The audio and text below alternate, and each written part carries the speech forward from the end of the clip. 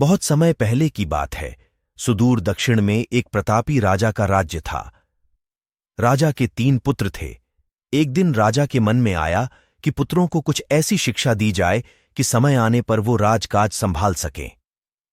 इसी विचार के साथ राजा ने सभी पुत्रों को दरबार में बुलाया और बोला, पुत्रों, हमारे राज्य में नाशपाती का कोई वृक्ष नहीं है।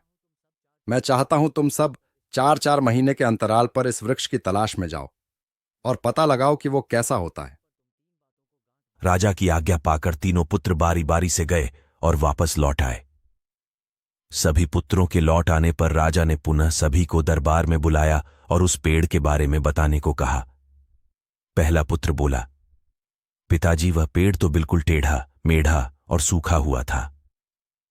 तभी दूसरे पुत्र ने पहले को बीच में ही रोकते हुए कहा, नहीं नहीं, वो तो बिल्कुल हरा भरा था, लेकिन शायद उसमें कुछ कमी थी क्योंकि उस पर एक भी फल नहीं लगा था।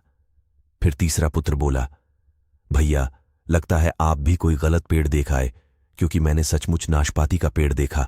वो बहुत ही शानदार था और फलों से लदा पड़ा था। और तीनों पुत्र अपनी अपनी बात को लेकर आपस में विवाद करने लगे कि तभी राजा अपने सिंहासन से उठे और बोले, पुत्रों, तुम्हें आपस में बहस करने की कोई आवश्यकता नहीं है। दरअसल तुम तीनों ही वृक्ष का सही वर्णन कर रहे हो। मैंने जानबूझकर तुम्हें अलग अलग मौसम में वृक्ष खोजने भेजा था और तुमने जो देखा वो उस मौसम के अनुसार था। मैं चाहता हूं कि इस अनुभव के आधार पर तुम 3 बातों को गांठ बांध लो।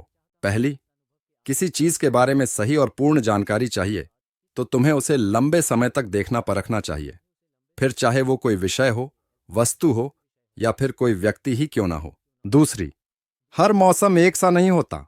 जिस प्रकार वृक्ष मौसम के अनुसार सूखता, हरा भरा या फलों से लदा रहता है, उसी प्रकार मनुष्य के जीवन में भी उतार चढ़ाव आते रहते हैं। अतः अगर तुम कभी भी बुरे दौर से गुजर रहे हो तो अपनी हिम्मत और धैर्य बनाए रखो। समय अवश्य बदलता है। और तीसरी बात, अपनी बात को ही सही मानकर उस पर अड़े मत रहो। अपना दिमाग खोलो और दूसरों के विचारों को भी जानो। यह संसार ज्ञान से भरा पड़ा है। चाहकर भी तुम अकेले सारा ज्ञान अर्जित नहीं कर सकते। इसलिए भ्रम की स्थिति में किसी ज्ञानी व्यक्ति से सलाह लेने में संकोच मत करो।